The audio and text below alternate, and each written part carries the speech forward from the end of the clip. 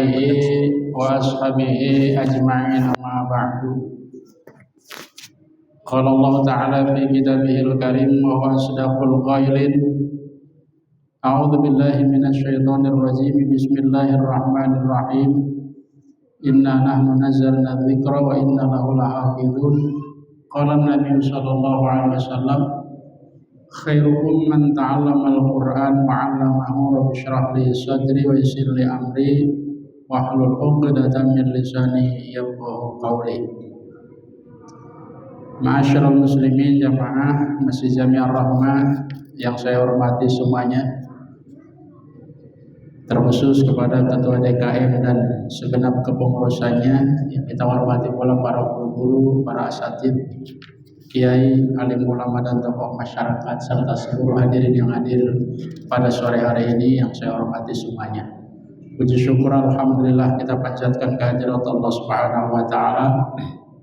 Alhamdulillah dengan nikmatnya yang Allah limpahkan kita masih bisa duduk di tempat yang mulia ini, di masjid, dengan niat ta'lim sekaligus i'tikaf. Mudah-mudahan Allah berikan kepada kita pahalanya dan hikmah daripada ilmu yang dibahas. Shalawat salam mudah-mudahan Allah sampaikan kehariban baginda Rasulullah Nabi Muhammad SAW kepada keluarganya, sahabatnya dan pengikutnya. Baik jamaah rahimakumullah, kita langsung ke ayat yang kita bahas kemarin, kita lanjutkan. Kita baca dulu ayat-ayatnya. A'udzu billahi minasy syaithanir rajim. Bismillahirrahmanirrahim. Ya ayyuhan nasu in kuntum fi raibin minal ba'thi fa inna khalaqnakum min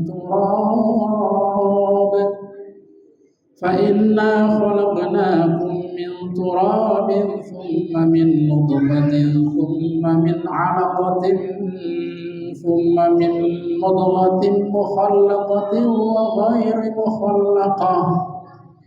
wa ghairi mukhallaqatin linubayyina lakum wa nuqirru fil arhami ma nasha'u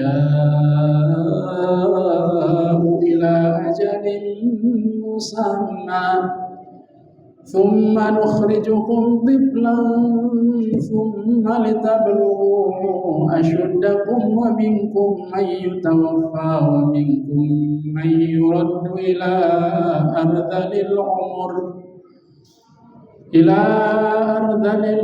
likay la ya'lama min ba'di ilmin syai'an wa taral arda hamidatan fa idza anzalna 'alayha al-ma'a ihtazzat wa rabat فإذا أنزلنا عليها الماء اهتزت وربت وأنبتت من كل زوج بهيج ذلك بأن الله هو الحق وأنه يحيي الموتى وأنه على كل شيء قدير وأن الساعة آتية لا ريب فيها وأن Allah yab'atsu man fil qubur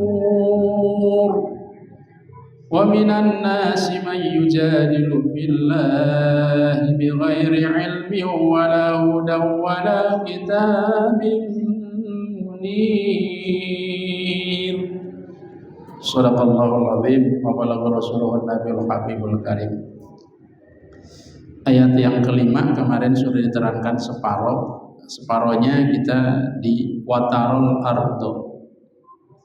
Bismillahirrahmanirrahim. Allahu a'lam bimuradihi bidzalik. Wataro dan engkau melihat Muhammad al-ardo bumi hamidatan, ini jadi hal tingkahanane bumi hamidatan hale garing kering kerontang.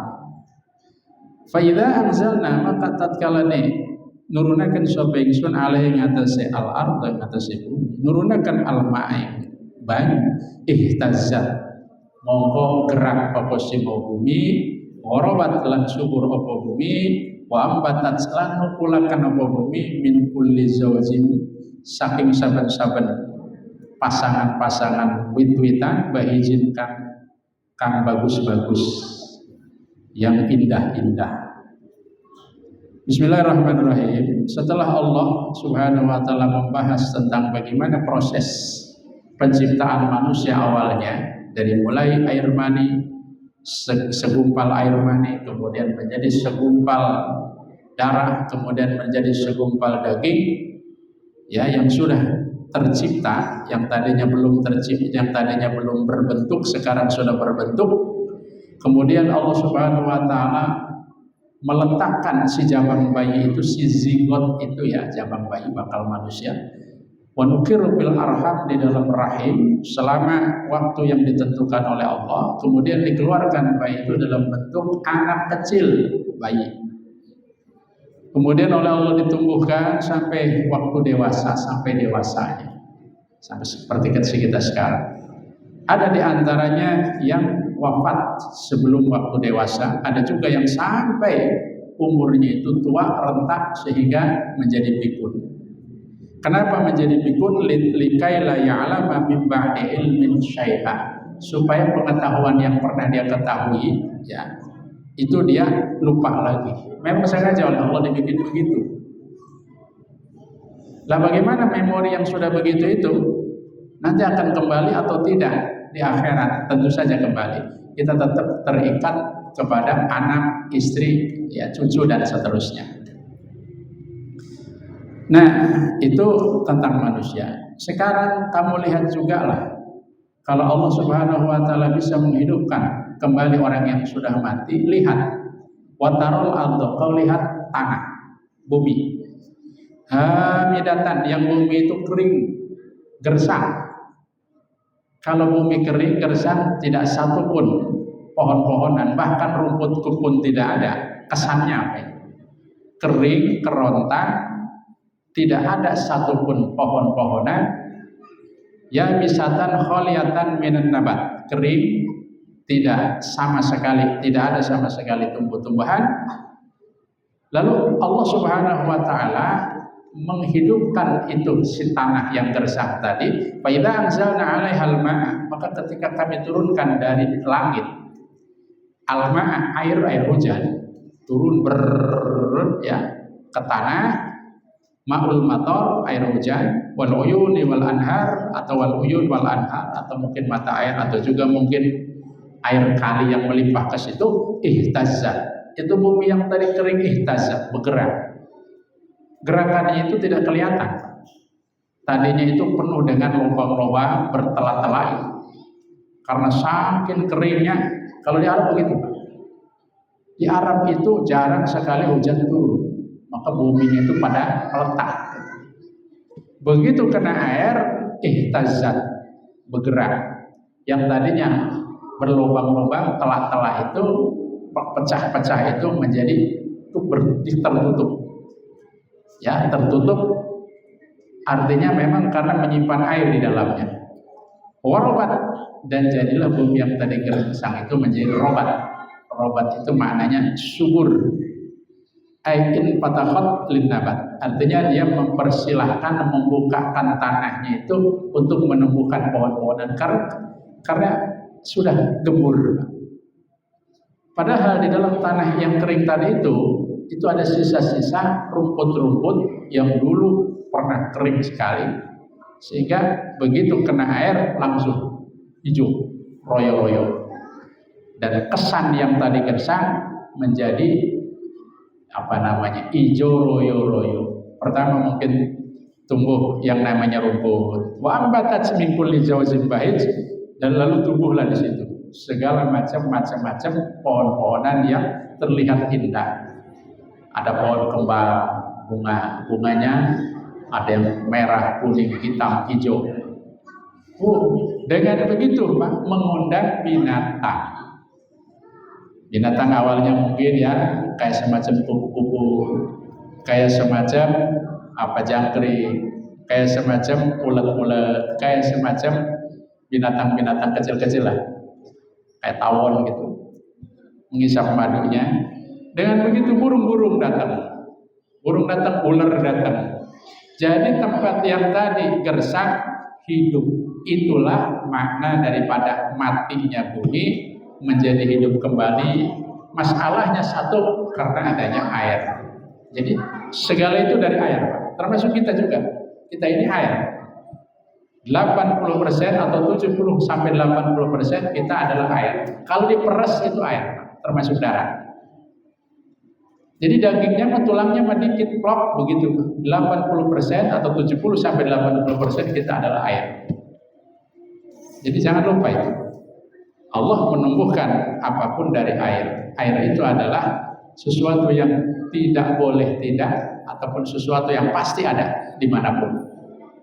Air itu ada. Di badan kita juga banyak. Nah, kalau kalian memang itu ragu, hal yang sehari-hari kalian lihat itu tumbuhnya pohon-pohonan, hijaunya bumi yang gersang, itu adalah sebagai contoh bahwa Allah sanggup menghidupkan kembali sesuatu yang kesannya mati menjadi hidup. Begitupun manusia. Nah, dilanjutkan ayat yang ke-6. Dzalika bi anna Allah wal haqq wa annahu yuhyil mauta wa annahu ala kulli syai'in qadir. Dzalika itu Allah. Dzalika itu perbuatan memulai menciptakan manusia dan bumi menghasilkan pohon-pohonan dan buah-buahan, hal semacam itu, kata Allah, bi annallaha wal haq, karena Allah itu maha benar, karena Allah itu yang mewujudkan, karena Allah itu yang menumbuhkan, karena Allah itu yang menciptakan segala sesuatu yang tadinya tidak ada menjadi ada. Jangan itu Pak yang kecil-kecil, rumput-rumput, pohon-pohon. Buminya itu sendiri yang kita tinggal di dalam bumi, ciptaan Allah. Bahkan kita pun ciptaan Allah. Mak kita, bapak kita, engkong kita, nenek kita ke atas.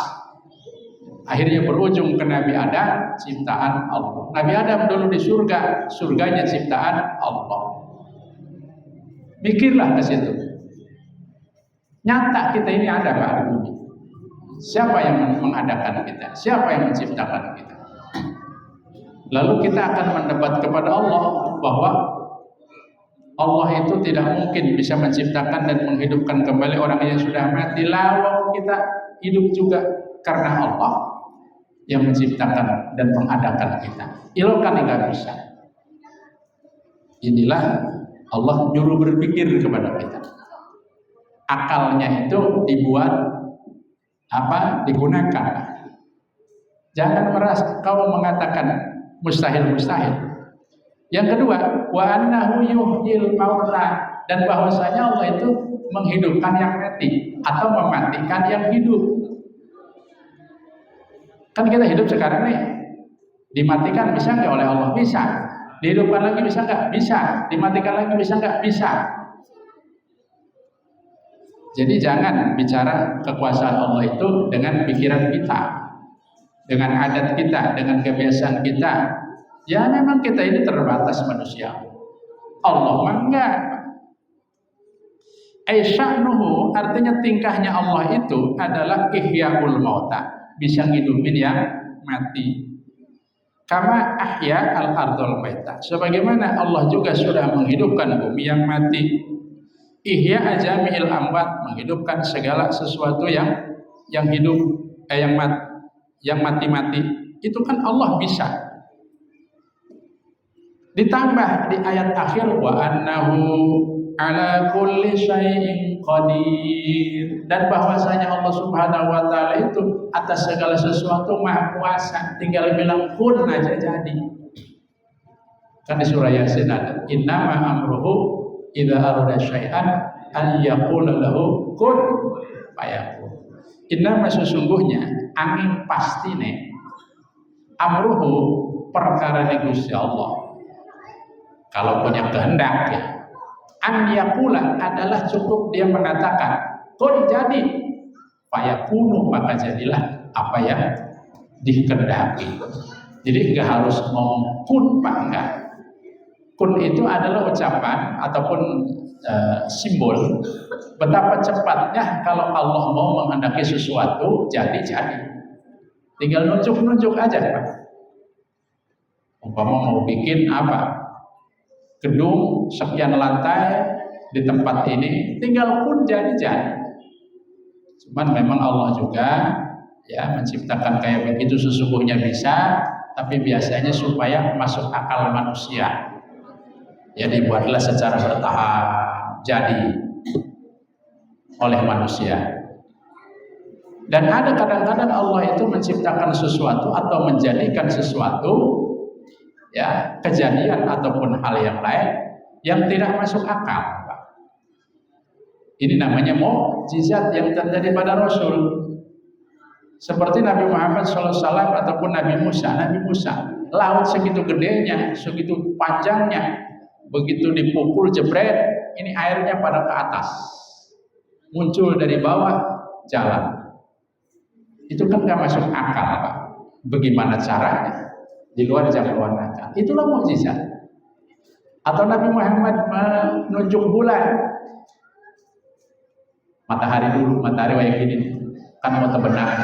Diterbenangin alma Nabi cepat, gelap, turunin, keluarin bulan terang, lalu bulan itu diturunin. Itu Nabi Muhammad belah bulan itu ada surat Al-Qamar, iqtarabatis sa'ah syaqqal qamar. Karena permintaan orang kafir, kalau kamu Muhammad bisa adalah seorang Rasul, kau keluarkan tuh belahlah bulan, matahari tenggelamnya. Itu bulannya kelihatan segitu aja Pak, yang kita lihat di atas. Ya, dibelah sama Nabi. Separuhnya baca asyhadu an la ilaha illallah, yang separuh baca wa asyhadu anna Muhammadar Rasulullah. Disatuin lagi sama Nabi, terang lagi, tenggelamin lagi, keluarin lagi matahari. Coba, manusia yang mana yang sanggup melakukan itu? Tidak ada apa. Kalau bukan seorang Rasul Allah. Jadi yang terjadi itu adalah kekuasaan Allah yang Allah berikan kepada si Nabi. Nah, Nabi itu semua dikuatkan dengan mukjizat, dengan sesuatu yang akal kita itu mau nggak mau harus tunduk. Mukjizat itu artinya ijaz itu melemahkan akal yang berpikir ini di luar jangkauan. Mau nggak mau harusnya itu dia percaya, ya, karena itu bukan perbuatan manusia. Baik, kita lanjutkan. Wa annahu ala kulli syai'in qadir, dan sesungguhnya Allah itu maha kuasa atas segala sesuatu. Timbang hidupin manusia mah gampang. Timbang hidupin manusia. Fa idza dallatil musyahadah ala qudratihi ta'ala. Apabila apa yang dilihat oleh kita itu sudah menjadi saksi, cukup menjadi saksi atas kekuasaan Allah Subhanahu wa taala, ala ihya'i ba'dil amwat, di antaranya menghidupkan sebagian yang pada mati, lazima iqtidaruhu ta'ala, maka wajib kekuasaan Allah Subhanahu wa taala, ya, kekuasaan Allah taala ala ihya'i jami'il amwat, untuk menghidupkan kembali segala yang pada mati, setiap orang yang mati. Fala mudah, ya, maka mau enggak mau, wa an yakuna qadiran, Allah itu kuasa ala i'adatil mauta ilal hayat, maka dia kuasa pula mengulangi kembali, menghidupkan yang tadi sudah mati. Kan ulang mah gampang Pak. Mengulang itu sesuatu yang sudah pernah dilakukan oleh dia, itu menghidupkan kita. Kan kita dulunya itu adalah benda mati. Kita tuh dulunya nggak ada Pak. Tahun 1900 emang kita udah lahir. Mak kita juga belum kan. Di mana kita? Belum ada kan? Berarti kita benda sesuatu yang belum ada, sesuatu yang matilah katakan. Jebulnya begitu dibikin anak di dalam perut ibunya, jadilah kita. Ini yang ngadain siapa? Allah Subhanahu wa taala. Terus kita tunggu sampai sekarang, dan nanti akan ada waktunya mati. Ilokan timbang ngidupin kembali setelah dia dikubur menjadi tulang belulang gak sanggup. Ini Allah terangkan Pak, dalam Quran itu banyak ayat yang menerangkan tentang ini. Kenapa? Karena begitu pentingnya kehidupan setelah kematian. Penting. Karena itu hakikat hidup yang sejati itu bukan di dunia. Dunia mah kita hanya sekadar musafir, sekadar apa namanya itu, ya musafir kelalangan doang. Tujuan utamanya mah nanti di surga atau ada yang di neraka. Naudzubillah, jangan sampai. Baik, kita lanjutkan ayatnya. Wa minan nasi man yujadilu fillahi bighairi ilmin wala hudan wala kitabin munir. Wa minan nasi, dan sebagian manusia itu ada orang yujadilu fillah, yang berdebat kepada Allah. Allah Tuhan semesta alam yang jadiin manusia, yang jadiin alam semesta, yang dia hidup di dalam alam semesta ciptaan Allah, dia ngeledek sama Allah. Yujadilu, mendebat kepada Allah. Di antaranya Abu Jahal bin Hisham. Abu Jahal bin Hisham ini pamannya Nabi. Orangnya benar-benar parku. Ya, Abu Jahal bin Hisham ini orang parku banget, Pak. Karena beliau itu orang yang tidak berpendidikan. Jadi sama sekali nggak percaya kepada Nabi Muhammad, benci sama Nabi Muhammad. Ada yang benci juga. Lawannya Abu Jahal namanya Umar bin Khattab. Sama juga dia benci awalnya. Muhammad ini sialan, bikin kacau Mekah. Dulu Mekah aman, sekarang gara-gara dia bawa agama baru jadi kacau. Tapi sahabat Umar itu ahli sastra, terpelajar. Maka begitu mendengar Al-Quran yang dibaca oleh sahabat Umar, luluh lantak hatinya. Oh, ini bukan kata-kata Muhammad. Tidak mungkin Muhammad bisa nyusun kata-kata segini indahnya. Karena ahli sastra, Pak, terpelajar, terbuka otaknya. Kalau Abu Jahal mendalam, ya, padahal beliau itu sangat ingin mendengarkan lantunan Al-Quran kalau dibaca oleh Nabi. Pengen, Pak, rindu, kangen. Kadang-kadang Nabi lagi ngaji ngintip-ngintip di luar, berdoa. Tapi tetap karena dasar dalam, tetap benci sama Nabi. Ini bedanya, Pak. Maka orang terpelajar itu sedablek-dableknya yakin otaknya itu insya Allah bisa menerima kebenaran, daripada orang yang sama sekali enggak terpelajar. Tapi ya balik lagi kepada takdir Allah. Wa minan nasi, dan sebagian manusia ada orang yang yujadilu fillah, yang mendebat Allah Subhanahu wa taala. Mendebatnya bi ghairi ilmin, tanpa ilmu. Kainan bi ghairi ilmin sudururiyin, tanpa ilmu doruri, tanpa ilmu akal, tanpa ilmu falsafah. Ada, Pak, orang yang ngebelain seseorang, dia dasarnya itu yang penting ngebelain ya masalah hukum, masalah akal, masalah apa, tabrak bodoh amat. Yang mati-matian dibelain.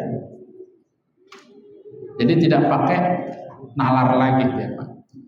Ada, umpama pun sudah kalah dia secara akal, kalah secara nalar, tetap nggak bisa, lu tetap yang salah, begitu. Tetap lu, gue yang benar. Itu namanya orang yang apakah dandok ngeyel. Udah tahu dia salah, undang-undang menurut undang-undang begini, undang-undang tetap aja. Kalau gue bilang salah lah salah, undang-undang mesti diganti. Itu orang dandok, tidak menyerah kepada kebenaran. Ya, walau hudan, dan juga dia itu mendebat Allah tanpa hudan, tanpa petunjuk, tanpa nadrun sohihun, tanpa akal yang soheh. Ya, hadin ilal ma'rifah, yang menunjukkan kepada akhir daripada ilmu itu ma'rifat. Tidak. Wala kitabin munir, juga tidak pakai kitab yang nyata, kitab yang menerang, itu tidak. Itu diantaranya Abu Jahal. Maksudnya kitab yang munir tidak pakai wahyu. Mana dasarnya? Ya, ada yang begitu. Mudhirun lil haq, yang mendohirkan kepada kebenaran. Ada, sampai sekarang ada nggak orang yang begitu? Banyak. Pokok kata orang yang tidak percaya kepada Al-Quran, tidak percaya kepada Allah sebagai Tuhannya, tidak percaya kepada Nabi Muhammad, itulah kelompok orang yang yujadilu billahi bi ghairi ilmin wala hudan wala kitabim munir. Itu orang yang mendebat Allah, ngeritik Allah. Allah kok dikritik, Pak? Yang pasti benarnya Allah dikritik. Kan kurang ajar. Kalau di Quran bagaimana itu? Fa idza huwa khasimun mubin. Wa daraba lana mathalan wa nasiya khalqahu bukan apa ya? Yang terusannya itu wa huwa khasim, fa idza huwa khasim. Allah yang menciptakan manusia, fa idza huwa khasim. Tiba-tiba ketika dia sudah dewasa, khasimun menjadi musuh mubin yang nyata, musuhin Allah yang telah menciptakan dia. Itu manusia. Kenapa? Karena dia salah. Ya, dimasukin ilmunya salah. Banyak Pak orang-orang ahli falsafah, orang-orang yang dari katakanlah Eropa falsafah. Karena tidak didasari oleh wahyu, itu falsafahnya itu melenceng dari kebenaran. Melenceng. Kan kita tahu kalau kita belajar ilmu filsafat dulu zaman dulu kan, ya banyak falsafah-falsafah itu yang dia menentukan satu teori, tapi karena jauh dari wahyu itu bahaya. Tidak dituntun oleh wahyu, satu oleh ilmu, kedua oleh petunjuk, ketiga oleh kitab munir, oleh wahyu dari Allah. Contohnya Abu Jahal dan kroni-kroninya. Hadirin rahimakumullah, tentang dibangkitkannya kembali manusia setelah kematian itu sudah dicontohkan oleh dua orang nabi, dua orang rasul. Yang pertama seorang nabi yang namanya Uzair, kedua seorang nabi dan rasul Allah yang namanya Nabi Ibrahim. Nabi Uzair itu pernah jalan di satu kampung, ya, di mana kampung itu semua penduduknya pada mati. Rupanya matinya dibantai oleh sekelompok pasukan tentara pasukan. Mati, ada yang mati di luar, tinggal tulang belulang, ada yang mati di halaman, ada yang mati di dalam rumah, pada mati deh. Nah, Nabi Uzair itu diceritakan dalam Al-Quran, "Au kalladzi marra 'ala qaryatin wa hiya khawiyatun 'ala urushiha qala anna yuhyi hadhihi Allahu ba'da mautiha fa amatahu Allahu mi'ata 'am tsumma ba'atha." Au kalladzi marra 'ala qaryah, atau seperti seseorang yang jalan di satu kampung. Wa hiya khawiyatun 'ala urushiha. Si kampung itu rumah-rumahnya, atap-atapnya pada roboh, menandakan bahwa sudah ditinggalkan lama oleh orang-orang penduduknya. Dia melihat banyak mayat-mayat berserakan di luar, tinggal tulang belulang. Lalu di dalam hati dia bertanya, "Anna yuhyi hadhihi Allahu ba'da mautiha?" Ya Allah, bagaimana caranya ngidupinnya orang-orang yang udah mati? Pertanyaan begitu, pertanyaan ingkar apa pertanyaan pengen dijawab, Pak? Pertanyaan ingkar itu kan berarti tidak percaya. Tapi beliau itu yang ditanyakan oleh beliau Nabi Uzair, "Anna, bagaimana caranya?" Berarti dia percaya nggak kepada setelah kematian bisa dihidupkan? Percaya Pak, cuma cara. Anna yuhyi hadhihi Allahu ba'da mautih. Bagaimana ya Allah caranya hidupin itu orang-orang ini? Fa'amatahu Allahu mi'ata. Lalu Allah mematikan Nabi Uzair, berikut mematikan keledainya mi'ata selama 100 tahun dia tidur. Nabi Uzair tidur di situ 100 tahun tanpa disentuh oleh binatang buas, oleh manusia. Ya. Fa'amat tsumma ba'athah, kemudian Allah dibangkitkan.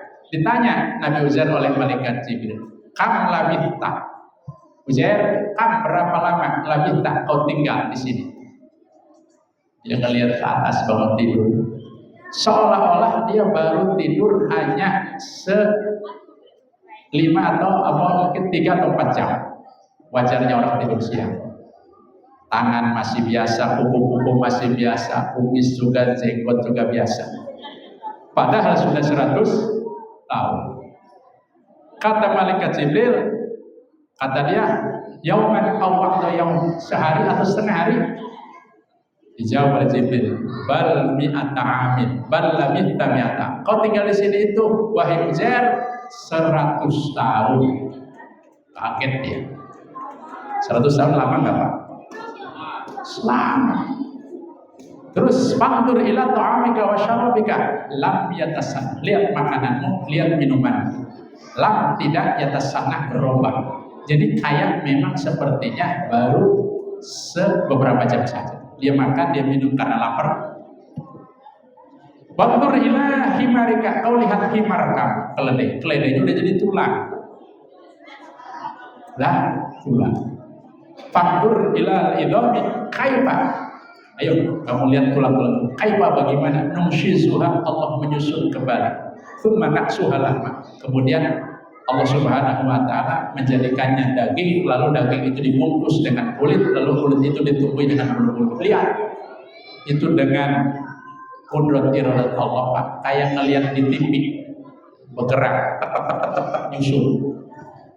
Datanglah urat-uratnya, datanglah darahnya, datanglah dagingnya, datanglah akhirnya ditutupin oleh kulit, akhirnya tumbuh lagi bulu-bulunya, hidup, Pak. Lalu beliau sujud kepada Allah. A'lam annallaha ala kulli syai'in qadir. Saya paham bahwa Allah Maha Kuasa atas segala sesuatu. Jadi 100 tahun pertanyaan dia dulu sebelum dia tidur dijawab sekarang. Itu sudah dibuktikan oleh Allah kepada seseorang. Yang kedua Nabi Ibrahim. Masih ada waktu. Nabi Ibrahim itu jalan di satu tempat di mana ada danau. Separuh itu ada binatang, separuhnya ke air, separuhnya ke atas. Tapi dua-duanya yang separuh ke air, yang separuh ke atas sudah jadi tulang. Jadi tulang semua, sudah tidak ada daging-dagingnya. Berpikir Nabi Ibrahim, ini yang di ke air mungkin dimakan oleh ikan-ikan, yang di atas darat mungkin dimakan oleh binatang darat. Ya. Kemudian Nabi Ibrahim berkata, Rabbi arini kaifa tuhyil mauta. Rabbi Allah, hari ini perlihatkan kepada saya kaifa bagaimana tuhyi engkau menghidupkan al mauta, orang yang mati. Karena melihat itu tadi binatang. Awalam tu'min, Ibrahim, kamu apa-apaan? Apa enggak percaya kepada saya? Walakin liyatma'inna qalbi, tidak ya Allah, aku bukan tidak percaya Kau bisa menghidupkan kembali orang yang sudah mati, tetapi liyatma'inna qalbi, supaya hati saya ini enggak nanya-nanya, supaya hati saya tenang. Akhud arba'atan minat tayr, cari 4 dulu. Cari, Pak. Ada ayam, ada soang, ada bebek, ada merak. Dipotong, Pak. Diaduk-aduk jadi satu. Yang soang mana, yang bebek mana, ya. Kemudian kata Allah, jadikan 4. Taruh di sebelah timur, sebelah barat, sebelah selatan, sebelah utara.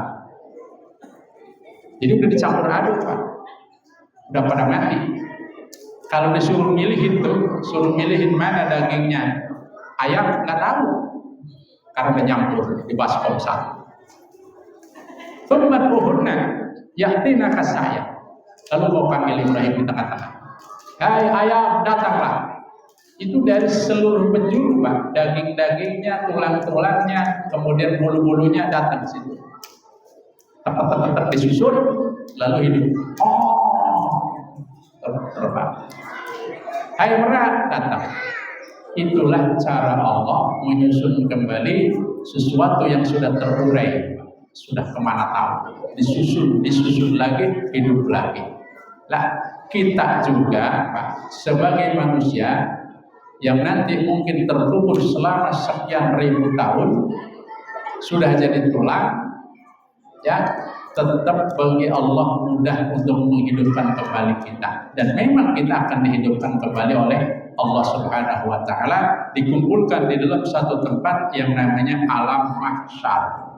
Dikumpulkan dalam keadaan tidak pakai celana, tidak pakai baju alias telanjang, dan tidak pakai sendal alias nyeker. Akan begitu, Pak. Itu alam mahsyar misalnya. Terlihat orang yang berbuat baik akan diberikan kendaraan untuk jalan. Sementara orang yang perbuatannya buruk dia akan jalan bahkan pakai muka digusuk-gusuk. Inilah Pak, saat-saat semacam ini yang kita takutkan nanti. Karena memang sesuatu yang belum terjadi dan akan terjadi kepada kita. Maka amal soleh sekarang mumpung di dunia, ayo persiapkan agar di alam sana itu kita tidak melangsang. Dalam hal itu Siti Aisyah nanya, ya Rasulullah, apakah orang laki-laki dan perempuan nanti di sana itu bareng-bareng dibangkitkan ya Rasulullah dengan tanpa memakai baju celana? Apa kata Nabi? Iya Aisyah. Betapa malunya saya, kata Siti Aisyah. Emang itu tadi perempuan gede kemaluannya, ya kan begitu. Apa kata Nabi akhirnya? Aisyah enggak begitu boro-boro melihatin orang punya kita sendiri gunakan Al-Quran. Ini serempak. Baik, berhubung waktu imsak waktu buka sudah dekat, kita bacakan tasyahud. Ya udah ya. Ya udah. Sekian demikian, mohon maaf. Alhamdulillah wa yakum. Asyhadu an la ilaha illa anta subhanaka inni kuntu minadz dzalimin. Wabillahi taufiq wal hidayah. Assalamualaikum warahmatullahi wabarakatuh.